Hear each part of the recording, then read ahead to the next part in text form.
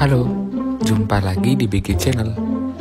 Pada kesempatan hari ini, kita akan membahas tema 2, sub 2, pembelajaran keempat. Pada pembelajaran keempat ini, materi yang dibahas adalah PPKN, Bahasa Indonesia, dan Matematika. Tujuan pembelajaran hari ini bisa kalian lihat pada daftar berikut.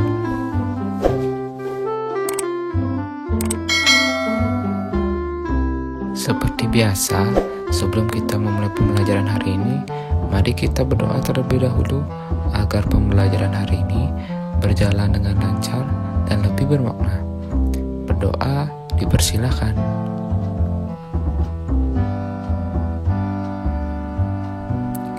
Berdoa selesai. Nah, mari kita mulai pembelajaran hari ini. Banyak hal-hal sederhana yang bisa kita lakukan dalam kehidupan sehari-hari untuk menghemat energi, seperti hemat air, listrik, hemat kertas, hemat bahan bakar, dan lainnya. Hemat energi artinya kita menggunakan energi sesuai kebutuhan, sehingga tidak ada energi yang terbuang sia-sia. Jika energi yang kita gunakan lebih sedikit, maka akan menghemat biaya yang kita keluarkan dan menjadikan bumi kita lebih ramah lingkungan. Hemat energi adalah kewajiban kita semua. Sekarang, coba amati poster hemat air berikut. Kalau kita lihat, banyak sekali informasi yang ingin disampaikan pada poster berikut, yaitu bagaimana cara menghemat air yang baik. Sekarang, coba kamu belajar menuliskan informasi yang kamu dapatkan dari poster tersebut. Bapak contohkan, misalnya, informasi pertama, manfaatkan air secara optimal. Pastikan keran sudah tertutup setelah kita gunakan. Nah, informasi kedua, lebih hemat air. Gunakan mesin cuci saat pakaian kotor telah cukup banyak. Jika baju kotor hanya sedikit, lebih baik kita cuci secara manual atau menggunakan tangan. Nah, sekarang coba kamu tuliskan informasi yang lain yang kamu temukan pada poster tersebut. Kemudian, tuliskan juga kira-kira pesan apa yang ingin disampaikan oleh si pembuat poster dalam poster tersebut. Sekarang, kita akan belajar membuat poster. Tapi sebelumnya, kita harus perhatikan beberapa hal sebelum kita membuat poster, agar poster lebih menarik dan bermanfaat. Pertama, perhatikan kalimat pada poster. Gunakanlah bahasa yang mudah dimengerti. Lalu kalimatnya usahakan kalimat yang singkat, padat, jelas, dan berisi. Jangan menggunakan kalimat yang terlalu sangat panjang pada sebuah poster. Lalu gunakan juga kata-kata yang efektif dan mudah untuk diingat oleh pembaca. Artinya, gunakan kata-kata sehari-hari, terutama jika kalian menunjukkan poster itu terhadap anak SD seusia kalian. Kemudian gambar pada poster. Gambar dibuat mencolok sesuai dengan ide yang hendak disampaikan. Gambar dan ide dan tema itu harus sesuai. Kemudian komposisi gambar dan huruf di atas kertas berukuran besar. Jadi gambar diusahakan jangan terlalu kecil agar bisa terlihat oleh pembaca. Kemudian penyajian. Saat memasang poster, usahakan pasang di tempat strategis. Tempat strategis artinya tempat yang banyak dilihat oleh banyak orang. Nah, ukuran yang disesuaikan dengan tempat pemasangan dan target pembaca harus ditentukan. Kemudian dalam pembuatan poster, usahakan dibuat dengan warna-warna yang kontras dan kuat.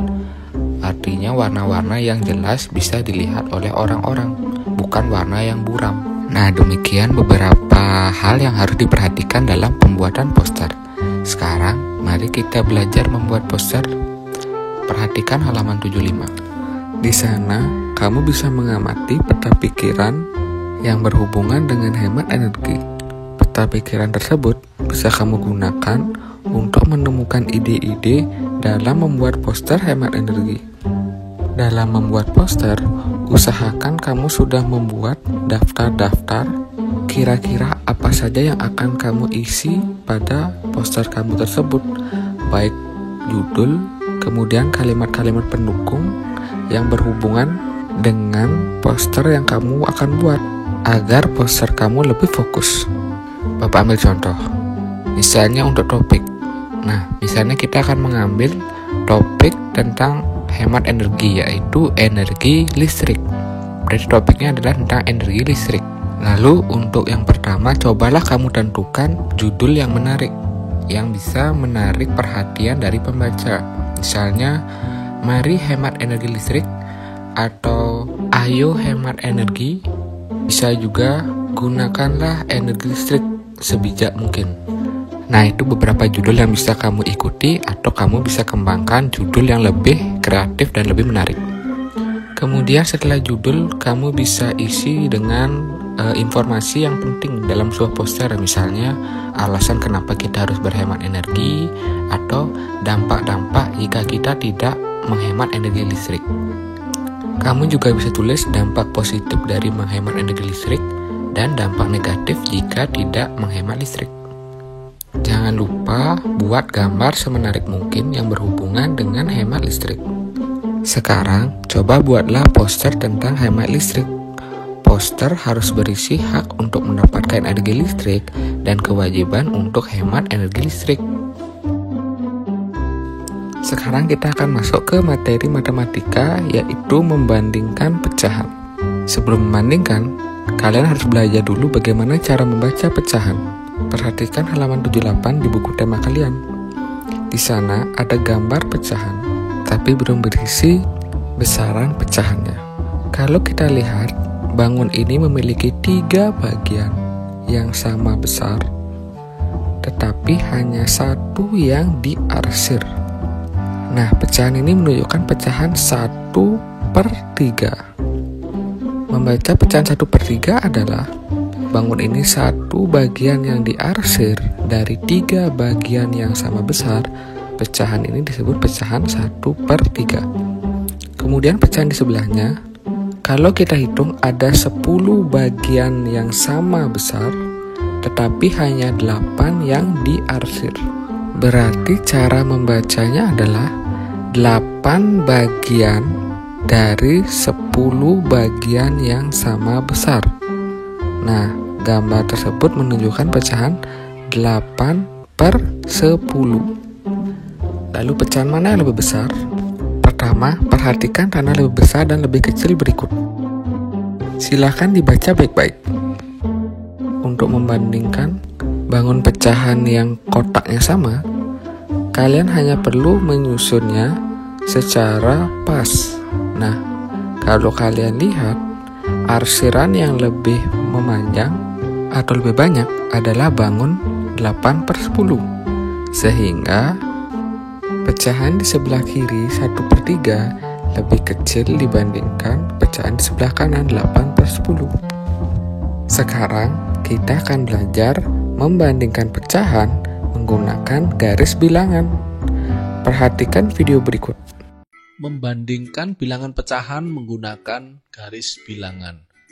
Misalnya kita punya garis bilangan yang kita bagi menjadi beberapa bagian. Ada yang setengah, ada yang 1/3, 1/4, 1/6, dan 1/8. Jika kita tarik garis lurus dari atas, maka kita akan mendapatkan pecahan yang letaknya segaris, 1/3 dan 1/6, 1/4 dan 2/8, setengah, 2/4, 3/6, 4/8, dan seterusnya. Kemudian kita juga bisa melihat bahwa posisi suatu pecahan bisa berada di sebelah kiri atau sebelah kanan pecahan yang lain. 1/3 di sebelah kiri setengah, 2/4 di sebelah kanan 1/5, dan seterusnya. Kita bisa membandingkan. Pecahan yang berada pada garis lurus ini nilainya sama atau senilai. Sementara pecahan yang letaknya di sebelah kiri pecahan yang lain, sebagai contoh 1/3 di sebelah kiri 2/4, maka 1/3 lebih kecil daripada 2/4. Dengan demikian berlaku juga bahwa karena 2/4 berada di sebelah kanan 1/5, maka 1/5 lebih kecil daripada 2/4. Dari garis bilangan ini kita bisa membandingkan pecahan-pecahan yang lain. Karena setengah terletak di sebelah kanan 1/3, maka setengah dikatakan lebih besar dari 1/3. Sekarang kita akan belajar membandingkan langsung kedua pecahan jika pecahan tersebut memiliki penyebut yang sama dan penyebut yang berbeda. Simak video berikut. Membandingkan pecahan. Misalnya kita akan membandingkan pecahan 3/6 dan 5/6. Perhatikan bahwa kedua pecahan ini penyebutnya sama, yaitu 6. Untuk membandingkan pecahan yang berpenyebut sama, kita cukup membandingkan nilai pembilangnya saja, yaitu 3 dibanding 5. Karena 3 lebih kecil dari 5, maka kita dapatkan 3/6 kurang dari 5/6. Contoh yang kedua, kalau kita ingin membandingkan 3/4 dan 2/3, perhatikan bahwa pecahan yang pertama dan pecahan yang kedua penyebutnya beda.